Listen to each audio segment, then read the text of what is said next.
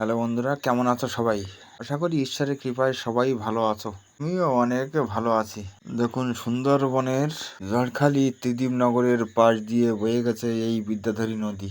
নদীটি প্রায় 1 কিলোমিটার চওড়া হবে। আর এই নদীর পাশে সামনে দেখা যাচ্ছে সুন্দরী গাছ। সুন্দরবনের সুন্দরী গাছই বিখ্যাত। তাছাড়া এই সুন্দরবনের জঙ্গলে আছে গরান, গেওয়া, সুন্দরী, কেওড়া, কত সুন্দর সুন্দর গাছ। আর সামনে দেখা যাচ্ছে এই পঞ্চমুখী। এখানে একই জায়গা দিয়ে 5টি নদী 5 দিকে বয়ে গেছে। আর সামনে কিছু দেখা যাচ্ছে মালবাহী জাহাজ।